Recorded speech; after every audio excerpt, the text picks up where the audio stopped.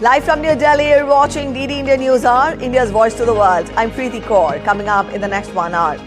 One Nation, One Election Bill, also known as the Constitution 129th Amendment Bill 2024, to be introduced in the lower house of Indian Parliament.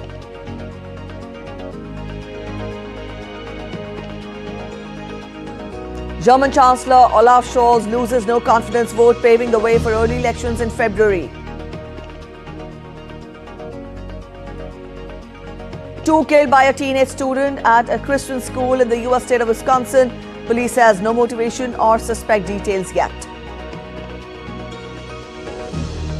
New York judge rejects Donald Trump's bid to dismiss conviction in the hush money case, says no immunity for unofficial acts.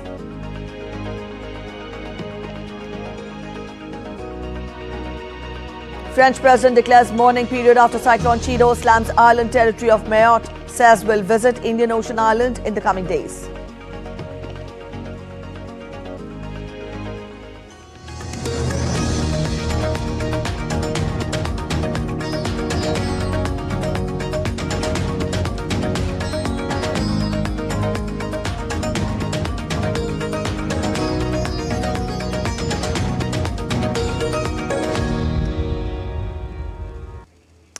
One Nation, One Election Bill is slated to be introduced in the lower house of the Indian Parliament on Tuesday.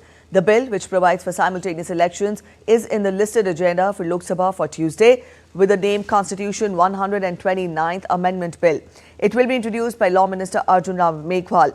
Besides this, Minister Meghwal is also set to introduce the bill to amend the Government of Union Territories Act 1963, the Government of National Capital Territory of Delhi Act 1991, and the Jammu and Kashmir Reorganisation Act 2019.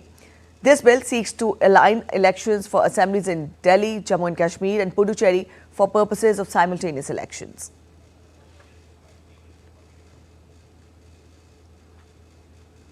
The Union Cabinet had in September accepted the recommendations of the high-level committee.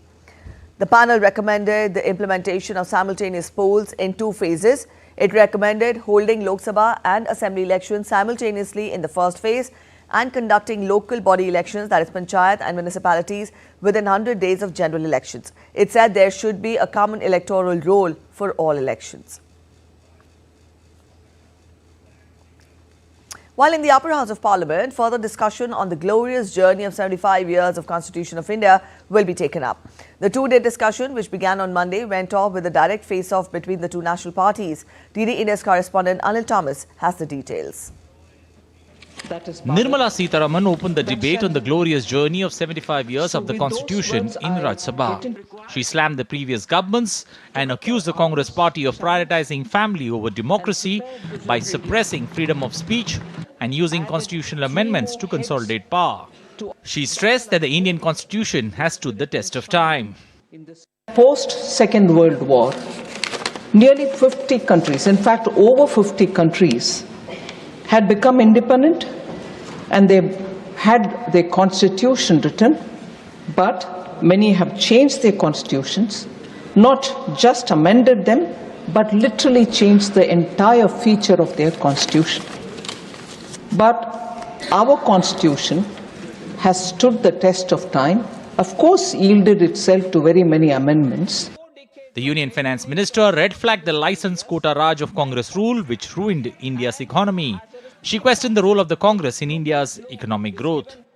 4 decades of patronage of socialist ideas and policies came to hardwire Indian politicians, bureaucrats, intellectuals, and even business people in ways that made a swift march to a market economy politically challenging.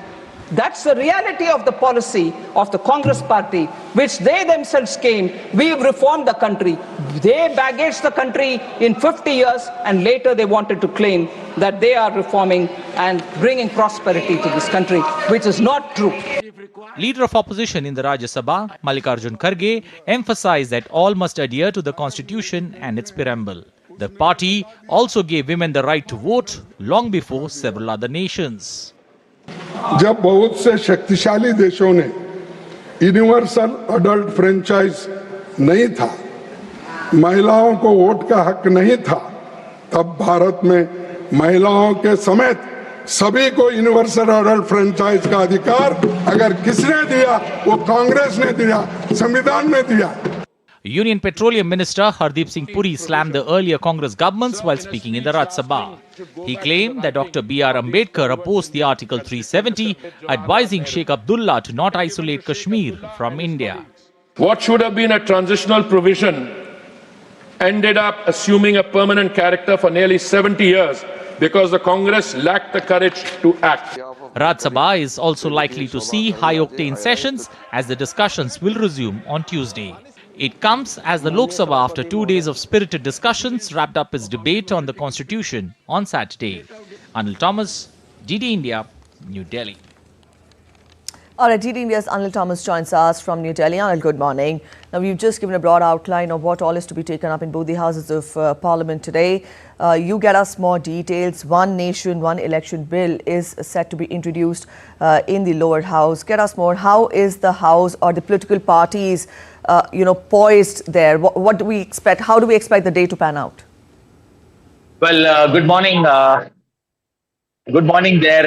It's a very tricky situation, especially when it comes to political parties on how to go about with this particular one nation, one election. If you ask me with regards to, some political parties seem pretty open to the idea of listening to what the government wants to bring, with this particular two bills, the one nation, one bill and the simultaneous bill when it comes to especially the Union Territories Treaty. So it's a very interesting kind of a toss-up there. No party, cutting across party lines, you will not see any unanimity that the opposition has managed to get together on this. It's almost going to be a similar story of what, yesterday transpired in the lower house, especially when it comes to the EVM machines, questions being raised.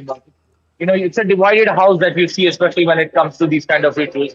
I've spoken to various, party leaders from, the big national parties as well as regional forces. They are open to the idea of listening to what the government brings to the table and maybe, judge this bill on its merits. And, that's where the big positive is. If the government has managed to get that kind of initiation, that kind of ideas into the mind of opposition parties, it works for its benefit. The government will be able to present the bill. The Union Law Minister will present the bill in the lower house. There is a whip that's been issued, with the Constitution Day, the discussion on the Constitution Day. So all parliamentarians from BJP are expected to be in the house. So it's going to be a good discussion where this bill will be presented. In all likelihood, this bill will move to a joint parliamentary committee where, every party will have, some members. Since BJP is the largest party on the floor of the house, BJP will have the maximum members in this particular joint parliamentary committee. But all in all, every political party will get a representative there when deliberations, especially in the JPC, begin. So it's going to be an interesting toss-up. We'll have to see because there are various forces inside the opposition that have staunchly opposed this particular move by the government. They have said that the federalism gets questioned. It's a move to do that. But all in all, I think this particular bill is going to get a patient hearing in the lower house, and we'll have to wait how it pans out. All right, so we'll have to wait once this bill is tabled in the lower house, Anil. But then talking of the proceedings in Rajya Sabha, the upper house, the glorious journey of 75 years of Constitution of India will continue today as well. Get us more on that too. Well, Preeti, on that particular subject, yes, yesterday we've almost seen the opposition getting, for the first time, some kind of momentum when it comes to attacking the treasury benches. But the treasury benches were equally powerful in the retort that they put together, especially Hardeep Singh Puri, the way he said that when it comes to Article 370, he made a mention in Parliament. Nirmala Sitharaman opened the debate. And today, the second day of deliberations, we'll have JP Nadda early in the morning open the deliberations. There is a likelihood that Home Minister Amit Shah might also speak. So it's going to be an interesting day, especially when it comes to deliberations. The beauty of, this particular discussion, finally taking place in the Rajya Sabha. This was the demand of the opposition in the second week of Parliament, the joint all-party meet that took place with the Speaker, and the dates were fixed. But the way Parliament, especially the upper house, has been functioning, there were a lot of question marks whether we could see actually the debate take place. So when the Union Finance Minister opened the debate, it was surprising that the opposition was ready to listen, because the mood in the opposition, especially in the upper house, has been of more of disruptions, or, almost negligible transaction of business that's taken place in the upper house. But this particular move by the opposition, where they were ready to listen to the treasury benches, was a welcome one. And I think we will see that same bonhomie. It could be a face-off, but the bonhomie, especially when it comes to listening to the treasury benches, and the treasury benches equally patient when it comes to listening to the opposition, is a welcome move, especially in the upper house. All right, Anil. Thank you so much for joining in with those details. We'll come back to you again during the day once the winter session continues. Thank you for joining in. And India's Prime Minister Narendra Modi will be in Rajasthan on Tuesday on the occasion of the first anniversary of the BJP government in the state. To mark the occasion, the Prime Minister will be initiating and inaugurating 24 central and state projects in the state worth 463 billion rupees, one of which is aimed at linking 11 state rivers so that it becomes a water surplus region in the coming days. A detailed report ahead. To mark the first anniversary of the Bharatiya Janata Party government called Ek Varsh Parinam Utkarsh in Rajasthan, Prime Minister Narendra Modi will inaugurate and lay the foundation stone of 24 projects related to energy, road, railways and water worth over 46,000 crore rupees at Jaipur, Rajasthan on Tuesday. Rajasthan Chief Minister Bhajan Lal Sharma took stock of the preparations for the mega event. Bharatiya Janata party की बनी हुई सरकारें हमेशा जनता के बीच में जाकर के अपना हिसाब करती हैं, पूरे समय का हिसाब देती हैं, हर साल हिसाब देती हैं कि हमारी ये डबल इंजन की सरकार. During the program, PM Modi will inaugurate 9 projects worth more than 11,000 crore rupees, which include 7 central government projects and 2 state government projects. He will also lay foundation stones of 15 projects worth more than 35,300 crore rupees. Prime Minister will lay the foundation stone for construction work of the Ramgarh Barrage and Mehelpur Barrage and system for transfer of water from Navnera Barrage to Bisalpur Dam and Isarda Dam through aqueduct on the Chambal River at a cost of over 9,400 crore rupees. PM will lay the foundation stone for installation of rooftop solar plants on government office buildings, development of one 2,000 megawatt solar park and 2 phases of the 1,000 megawatt solar parks in Pugal, Bikaner and drinking water transmission line. Foundation stone will be laid for works related to Luni, Samdari, Bhildi double line, Ajmer, Chanderia double line and Jaipur, Savai Madhopur double line railway project, as well as other energy transmission related projects. Madhya Pradesh Chief Minister Dr. Mohan Yadav and Union Minister of Power C.R. Patil will also be present on this occasion, as one of the projects involves linking of 11 rivers in Rajasthan, which is projected to make it a water surplus state. After a splendid victory against the Congress party in Rajasthan, the Bharatiya Janata Party is all pumped up. On its first anniversary, the Bhajan Lal government is all set to welcome the Prime Minister. Prime Minister Narendra Modi would be dedicating projects worth 46,400 crores to the people of the state. And this includes energy, rail, road and water. With cameraman Sanjay Jaina in Jaipur, this is Vishal Baristo for DD India.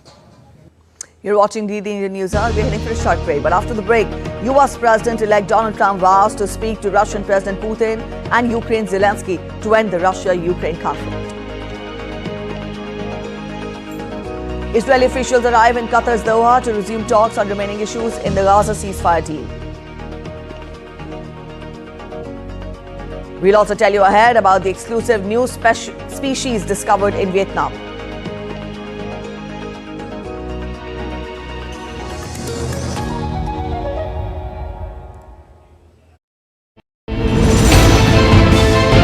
Geopolitics and trade deals. Economic challenges amid development. Hard work and the path to prosperity. It's the economy always. Between walkers, money is what money does and says. Supply creates its own demand. Between the bulls pulls and bears tears. When supply chains globalization and India rises to the podium. We'll get you centered with the economic brief at 8 p.m. every Thursday on DD India. Welcome back after the break. You're watching DD India News Hour. Let's get to international updates. German Chancellor Olaf Scholz lost a confidence vote on Monday, putting Europe's biggest economy on the path to elections on February 23rd. It marked the effective end of his troubled government. Although the centre-left Chancellor continues in a caretaker role and with a minority in Parliament, Scholz lags badly in the polls behind Conservative opposition leader Friedrich Merz, who heads the Christian Democratic Union of ex-Chancellor Angela Merkel. Scholz had called the vote weeks after his coalition collapsed. Later on Monday, he asked President Frank-Walter Steinmeier to dissolve the legislature soon and asked voters to head back to the ballot box. We owe our citizens decency and seriousness, as I have already said, but the reason for my decision to end the coalition government was something else. It was caused by an even more important question, namely the question of whether and how we invest in our country. Powerful and determined or small-minded and despondent, everything else depends on this question. Our security, our future prosperity, the competitiveness of our economy, good work and education, and last but not least, social cohesion in the country. Coalition bickering over fiscal and economic woes came to a head when Scholz fired his rebellious FDP Finance Minister Christian Lindner on November 6th.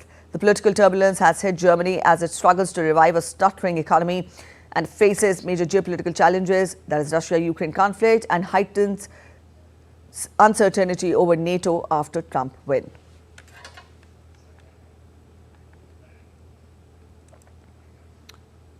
A teenage student killed a fellow student and a teacher, wounded several others before being found dead in the northern U.S. state of Wisconsin on Monday. The police department said at least 3 people were killed in the incident, including the suspected shooter, who was identified only as a juvenile student at the school. The shooter was found dead inside the school when police arrived. At least 6 other people were wounded in the incident and were transported from the scene to area hospitals.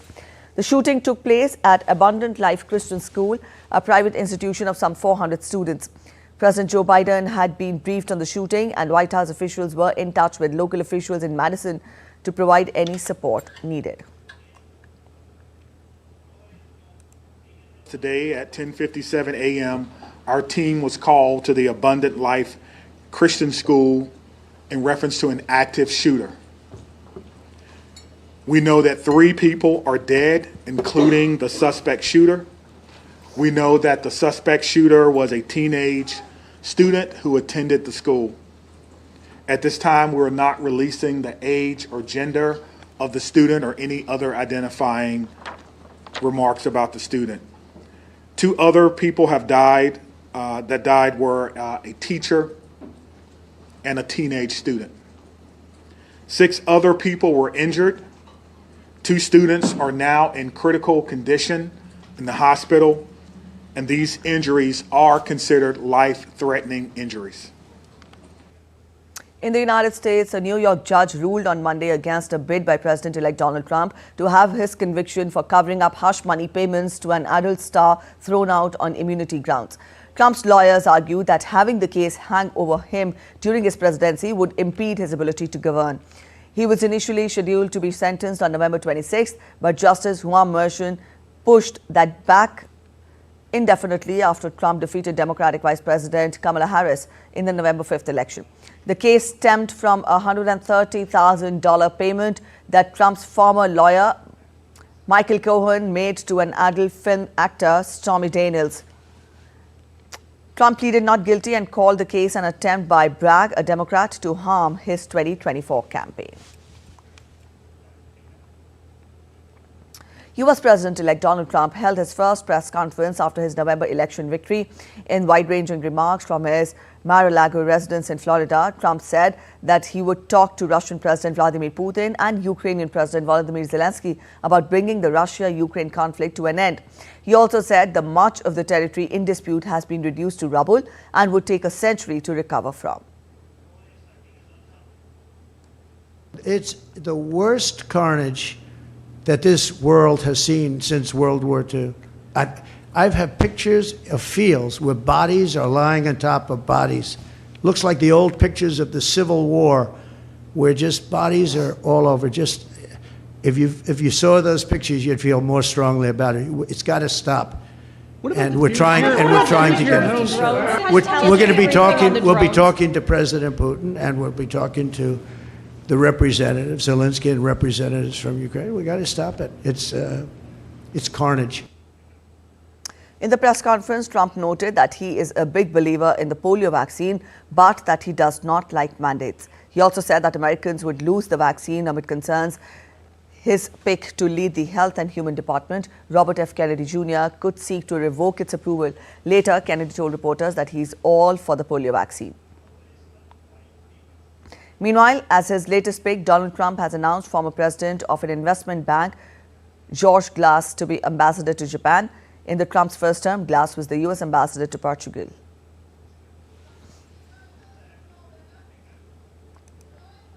Let's get you updates on Israel-Hamas conflict now. Israeli officials arrived in Qatar's Doha on Monday for working-level talks with Qatari mediators on remaining issues in Gaza ceasefire deal.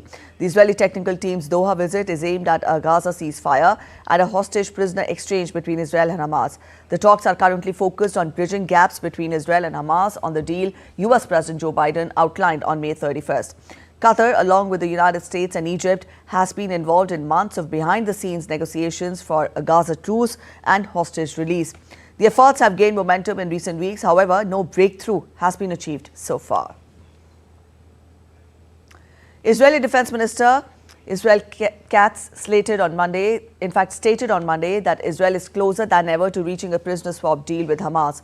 He confirmed that the potential exchange deal is expected to gain majority support in Prime Minister Benjamin Netanyahu's government. Syria's ousted President Bashar al-Assad says that he had no plans to leave the country, but the Russian military evacuated him from Syria after it came under attack. Assad said that he wanted to stay and fight, but had been evacuated by Russia after rebel forces infiltrated the capital. That statement, which was issued on social media accounts, was apparently his first public comment since he and his family fled Syria just over a week ago. Meanwhile, Ahmad al-Shara, the leader of the rebel coalition that governs Syria, called for governments like the United States to remove their terrorism designations for his group and to lift sanctions imposed on the country so that it could rebuild, a public show of diplomacy as maneuvering for Syria's future intensifies. The British government said that it will send a delegation to Syria to meet with the rebels who toppled President Bashar al-Assad, as well as to meet civil society groups. Foreign Secretary David Lammy told reporters that the UK would support an inclusive transitional political process that is Syrian-led and Syrian-owned. Britain, along with the US and other countries, classifies Hayat Tahrir al-Sham, the main rebel group and a former al-Qaeda affiliate, as a terrorist organization. UK officials have suggested they may reconsider that designation, but have not given a timeline. The UK said it pledged $63 million in funding to provide food, shelter, medical care and other emergency services for vulnerable Syrians as part of efforts to stabilize the country. I can confirm today that we have sent a delegation of senior UK officials to Damascus this week for meetings with the new interim Syrian authorities and members of civil society groups in Syria, and it underlies our commitment to Syria. Yesterday I announced a £50 million package of humanitarian aid, also further money to help secure chemical weapon stockpiles in Syria. US President-elect Donald Trump said on Monday that Turkey will hold the key to what happens in Syria, where rebels toppled the government of Bashar al-Assad earlier this month. Well, I hadn't thought of it. I think we have to get on with our lives. We'll have to see what happens. But right now, Syria has a lot of, there's a lot of indefinites. Nobody knows what's going to happen with Syria. But I think Turkey is going to hold the key to Syria, actually. I don't think you've heard that from anybody else, but I've been pretty good at predicting. US authorities have arrested 2 Iranian men for export violations in connection with a drone strike that killed 3 US troops early this year and injured dozens of other service members. 3 US soldiers were killed while more than 40 other service members were injured in a drone attack at a Jordanian military base near the Syrian border in January, the Pentagon said at the time of the incident. The two men, one an Iranian and the other a naturalized American Iranian, allegedly colluded to ship restricted U.S. navigational components to Iran for use in its military drone program.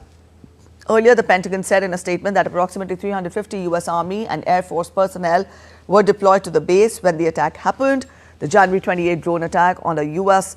outpost in Jordan near the Syrian border was first deadly strike against U.S. forces since the Israel-Hamas conflict erupted in October last year. Mexican President Claudia Sheinbaum met with Colombian counterpart Gustavo Petro on Monday, aiming to strengthen bilateral relations and discuss mutual agendas. Petro is welcomed at the National Palace in Mexico City, where they discussed a cooperation agenda centered around historical, migratory and regional integration issues. Both leaders agreed to share information to manage migratory flows more effectively.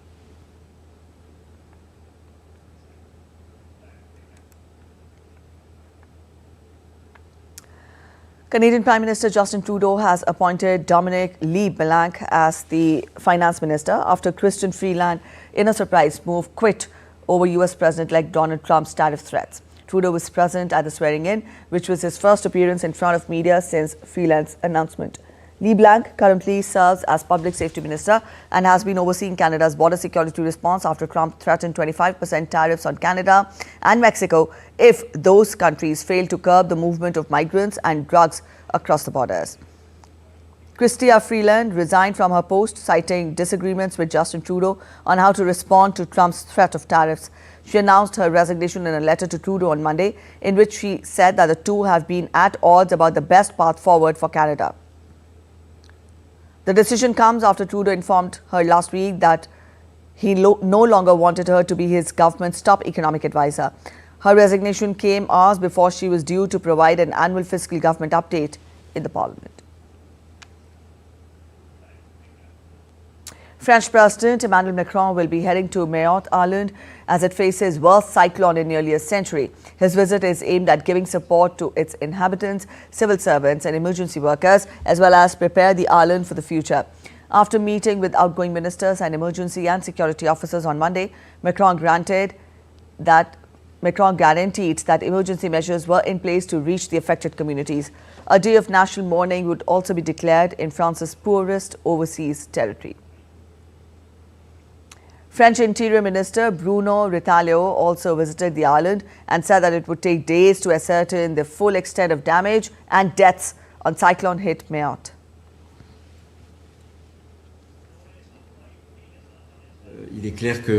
It is clear that the island is totally devastated. As for the government's response, we wanted to go there. We three government ministers, first to show the population our sympathy and also to make an assessment. We are thinking of all these families who are very severely affected, but also to show all the people of Mayotte that the government is by their side with a helping hand. Meanwhile, emergency workers searched for survivors on Monday and battled to restore services in Mayotte, where hundreds or even thousands are feared dead. Cyclone Chido devastated large parts of the archipelago of East Africa over the weekend, strewing homes over hillsides and cutting phones, power and drinking water.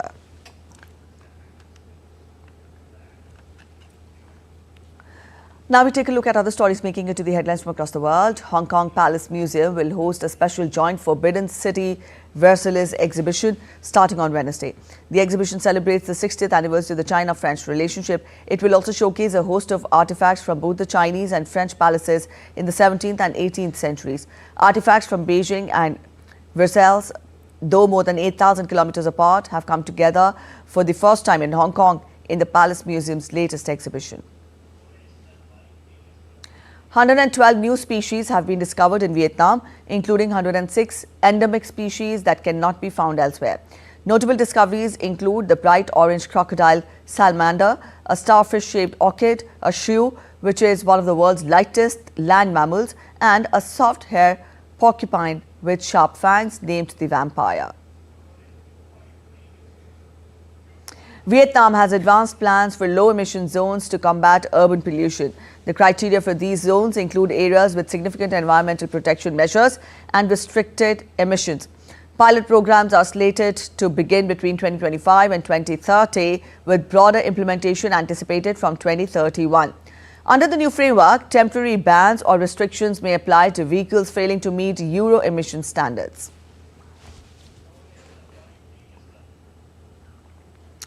Norwegian radio hosts Ronny Brede and Live Nelvik invited their listeners for carol singing walk. Dozens of listeners participated as they gathered in the Sofenberg Park in Oslo. From there, they walked from house to house, spreading the Christmas spirit.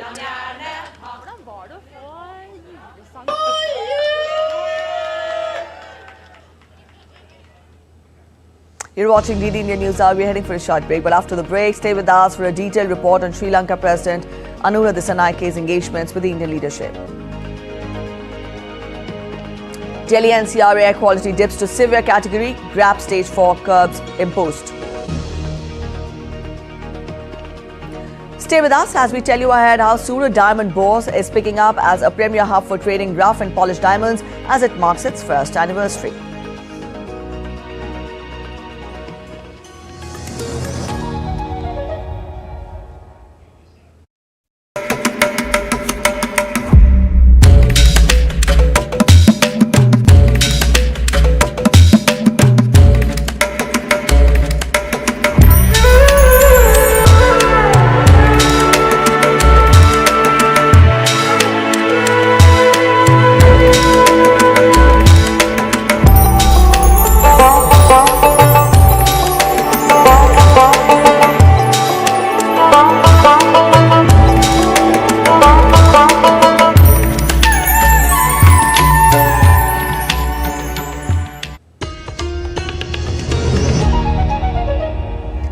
Back after the break, you're watching DD India News Hour. A quick look at the top stories once again. One Nation, One Election Bill, also known as the Constitution 129th Amendment Bill 2024, to be introduced in the lower house of Indian Parliament.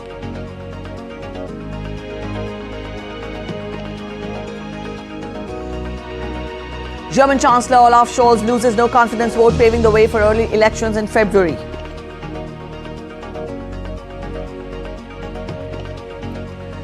Two killed by a student at a Christian school in the US state of Wisconsin. Police says no motivation or suspect details yet. New York judge rejects Donald Trump's bid to dismiss conviction in hush money case. Says no immunity for unofficial acts. French president declares mourning period after Cyclone Chido slams island territory of Mayotte. Says will visit Indian Ocean Island in the coming days.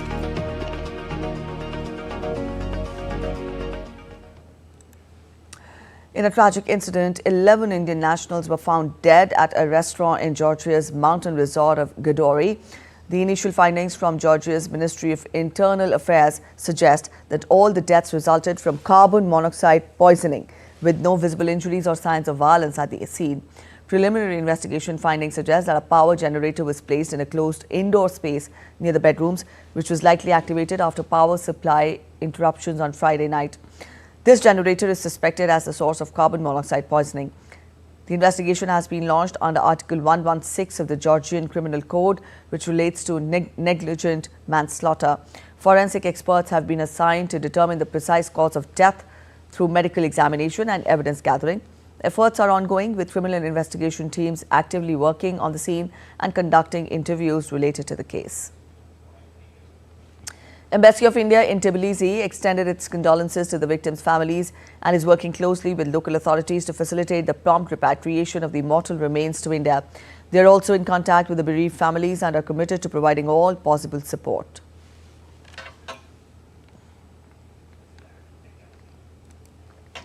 And now we take a look at what transpired during Sri Lankan President Anura Dissanayke's first international visit, and that too to India.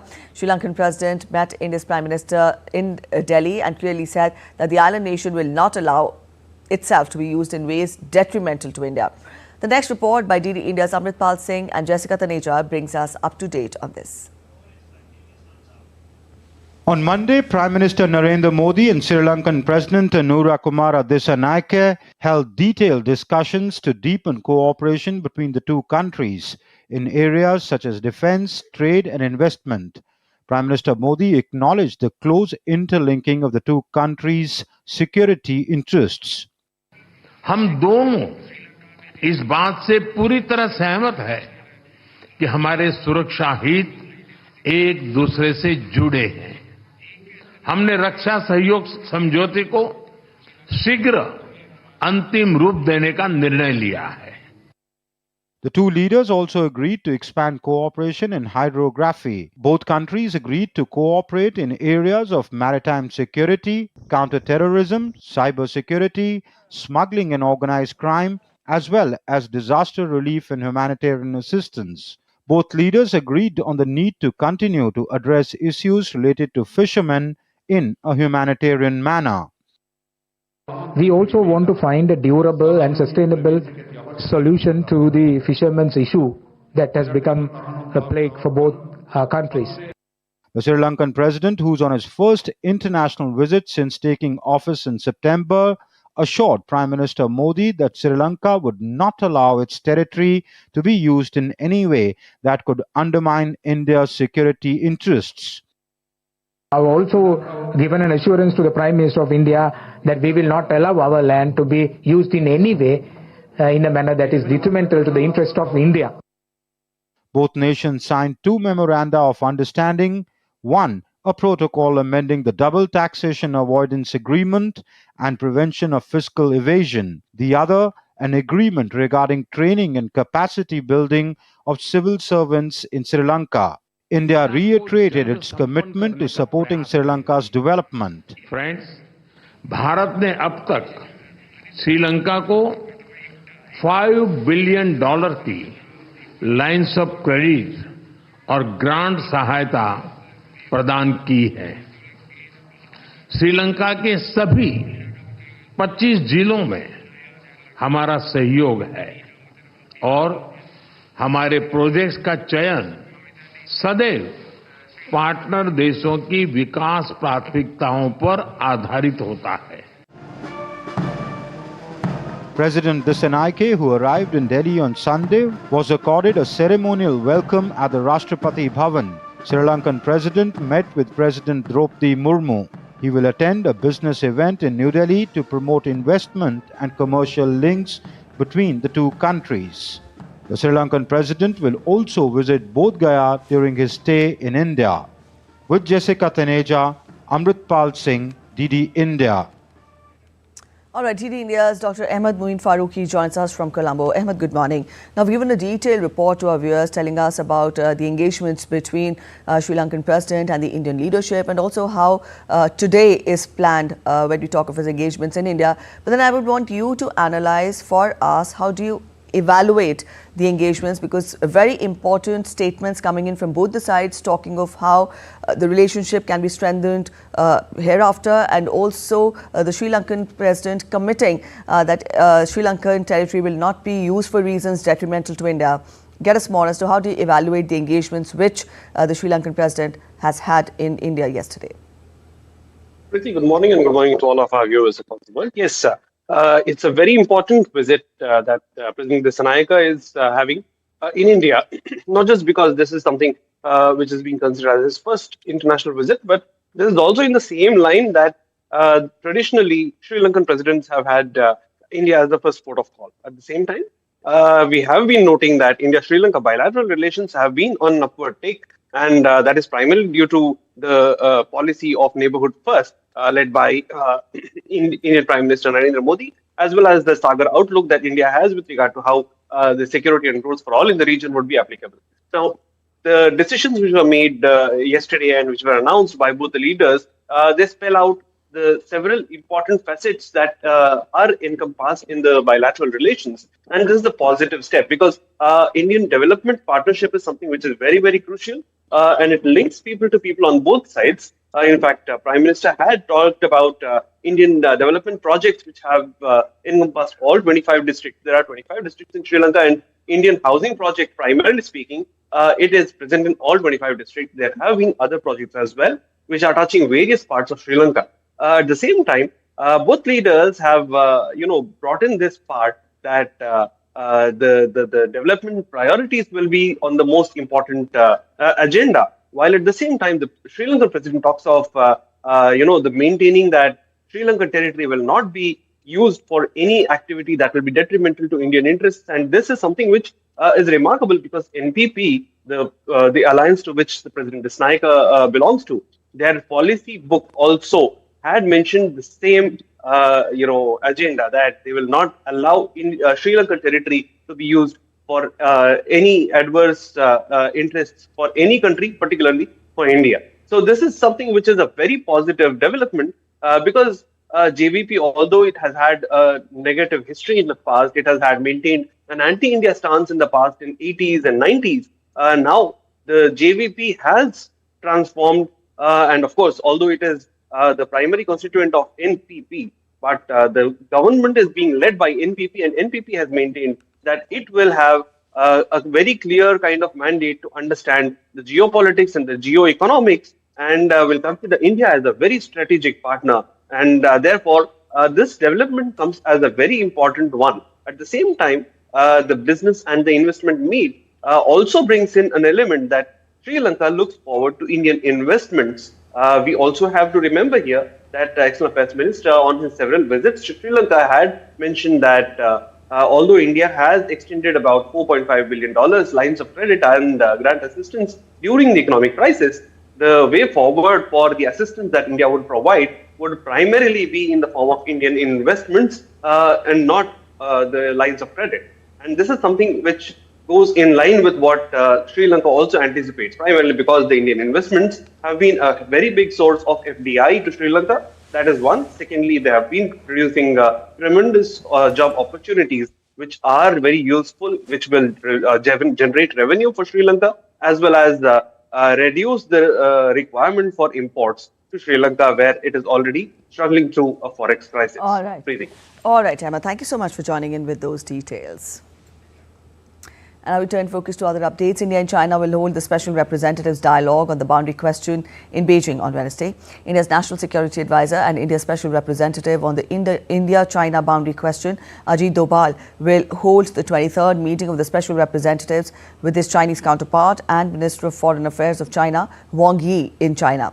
The two special representatives will discuss the management of peace and tranquility in the border areas and explore a fair, reasonable and mutually acceptable solution to the boundary question. The last round of special representative dialogue was held in New Delhi on December 2019. A thin layer of fog engulfs India's national capital, New Delhi. The Met Department has said that cold wave conditions are likely to prevail over major parts of northwest India during the next 6 days and over central India in the next 2 days. Residents of New Delhi and surrounding regions are advised to take necessary precautions such as limiting outdoor activities.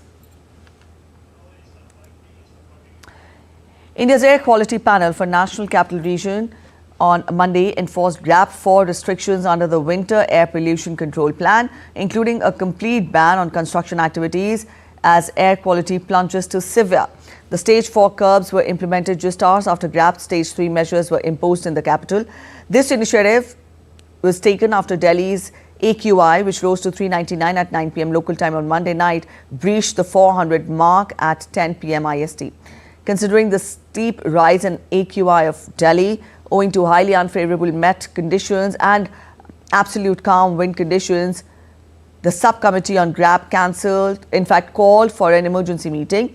The subcommittee decided to impose Stage 4, that is severe air quality of the GRAP, in the entire NCR with immediate effect. GRAP Stage 4 was implemented in Delhi for the first time this season in November, following persistently high pollution levels in the city and nearby areas. Stage 4 is the highest level of air quality alert, defined as severe plus in the NCR's GRAP system. Under this stage, the AQI, that is the index, exceeds 450 and stringent measures are enforced to curb the pollution levels. Now, these measures include vehicle restrictions, a ban on non-essential truck traffic. Also, this is exempted for vehicles carrying essential goods or providing necessary services. Trucks that are LNG, CNG, electric or BS6 compliant are exempted from the ban. School closures, all schools except for classes 10th and 12th will transition to online classes. Also, work from home guidelines for the state governments, including the Delhi government, may be decided to reduce in-person office attendance. Private, governmental and municipal offices might implement a 50% work from home policy to limit the exposure of workers to hazardous air. Talking of the construction ban, the ban on construction activities is extended to include linear public infrastructure projects such as highways, roads and power transmission lines to prevent additional dust pollution. And health advisory for the citizens has been issued, which includes especially the children, the elderly and those with pre-existing health conditions. They are advised to stay indoors and avoid outdoor activities. It has also been called on the residents to follow safety.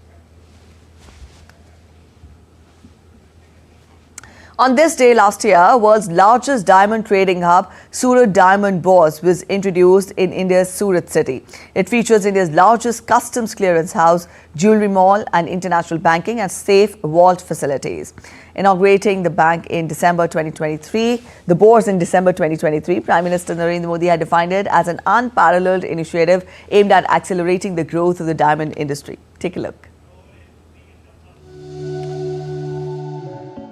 Surat Diamond Bourse is the world's largest and the most modern center for international diamond and jewelry business. The bourse is spread across 35.54 acres, encompassing 4,500 offices for national and international traders. It is a global center for trading of both rough and polished diamonds as well as jewelry. Inaugurating this massive project a year ago, Prime Minister Narendra Modi called the bourse a symbol of New India's capabilities and resolutions. साथियों, आज सूरत शहर की भव्यता में एक और diamond जुड़ गया है और डायमंड भी छोटा मोटा नहीं है, बल्कि ये तो दुनिया में सर्वश्रेष्ठ है। इस डायमंड की चमक के आगे दुनिया की बड़ी से बड़ी इमारतों की चमक फीकी पड़ रही है। This big diamond center in the form of Surat Diamond Bourse now facilitates many aspects of diamond trade under one roof. It can accommodate artisans, workmen and businessmen. It has become a one-stop shop serving as a global focal point for the exchange of both uncut and polished diamonds as well as jewelry.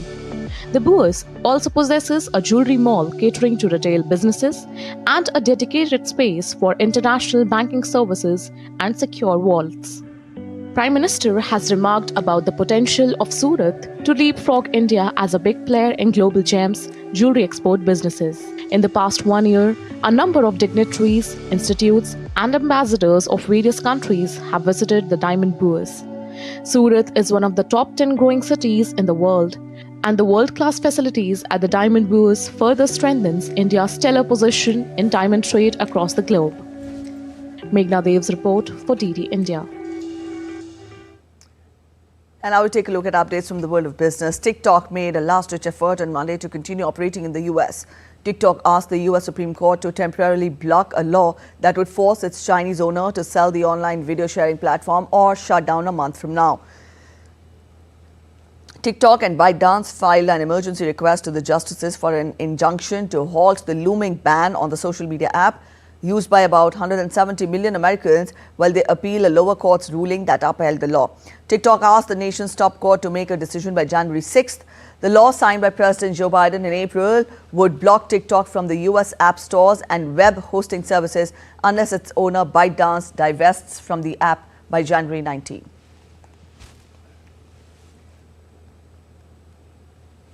SoftBank would invest $100 billion in the US over the next 4 years in what would be a boost to the US economy. It was announced by US President-elect Donald Trump with SoftBank Group CEO Masayoshi Son at his side in Florida on Monday. Trump said in his joint appearance with Son that the investment would create 100,000 jobs focused on artificial intelligence and related infrastructure, with the money to be deployed before the end of Trump's term. The Monday announcement echoes a similar pledge Son made with the then President-elect Trump in December 2016 at Trump Tower, when Son said that he would spend $50 billion and create 50,000 jobs. Trump said the investment was evidence of monumental confidence in America's future. My confidence level to the economy of the United States has tremendously increased with his victory. So because of that, I'm now excited to commit this $100 billion and 100,000 jobs into the United States. Up next, we take a look at updates from the world of sports. We get you updates on day 4 of the India versus Australia test underway in Brisbane. At lunch, Nathan Lyon had taken his first wicket of this match as he removed the mighty KL Rahul for 84 on day 4 of Gaza test. Ravindra Jadeja has now been joined by Nitish Kumar Reddy at the crease as 6 down India need a solid partnership from these two batters. Earlier, Rahul earned prize lifeline on the first ball of the day as Steve Smith dropped his catch in the slips. Indian captain Rohit Sharma, meanwhile, could not extend his stay in the middle as he departed after adding just 10 runs to the team's total. Also, Australian weather forecasts have reported today that there is a 90% chance of rain on the last 2 days of Brisbane test.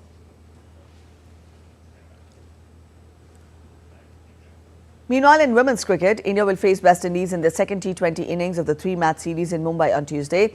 India has a 1-0 lead in the series after defeating West Indies by 49 runs in their opening T20 match on Sunday. India's Smriti Mandhana went on to forge a pivotal second wicket partnership of 81 off 44 balls with Jemima Rodriguez, which eventually paved the way for India's win in the first T20 innings. India scored 195 for 4, which is its third highest total in the format, before restricting the visiting team to 146 for 7.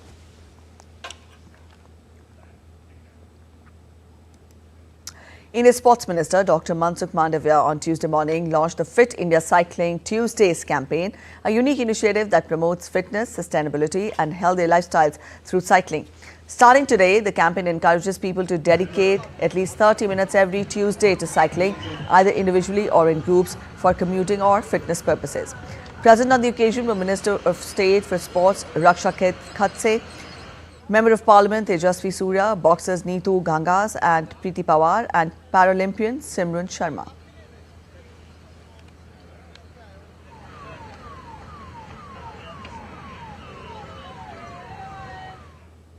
The world chess is gearing up for another fabulous battle as the world's highest rated player, Norway's Magnus Carlsen, will take on 18-year-old youngest world champion from India, D. Gukesh, at Norway Chess 2025. That will begin from May 26th next year. Gukesh made headlines last Thursday when he defeated Ding Liren, securing the world championship title and bringing it back to India for the first time since Vishwanathan Anand's reign. The renowned tournament, set to take place from 26th of May to 6th of June, promises one of the most highly anticipated matchups in chess history between Carlsen and the newly crowned champion. In 2023, Gukesh finished third in Stavanger, but now he is back as a world champion, ready to challenge Carlsen on home soil.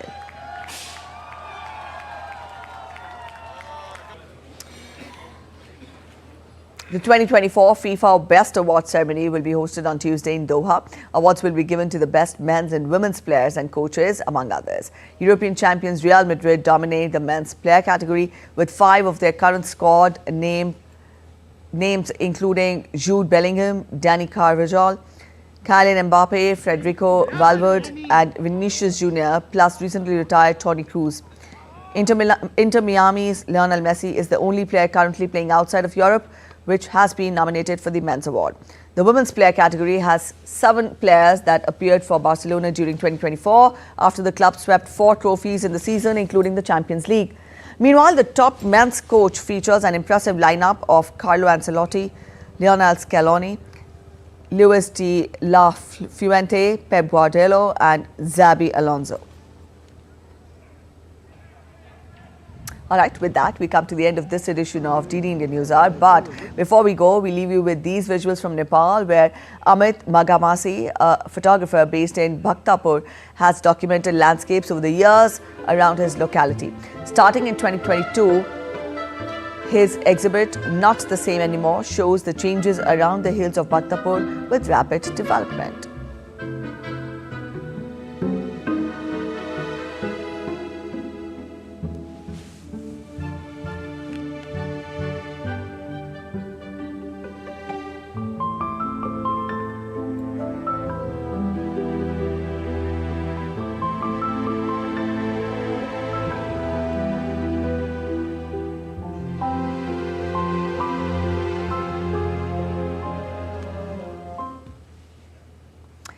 India's public broadcaster Prasar Bharati has recently launched Waves, entering the field of OTT platform. Waves provides a complete infotainment ecosystem to digital media and OTT audience. If you also want great content for free, then download Waves today. With that reminder, we end this edition of DD India News Hour. We'll be back with more news as it breaks here on DD India. I'm Preeti Kaur signing off, and from all of us at IntelliDD, thanks for watching DD India News Hour.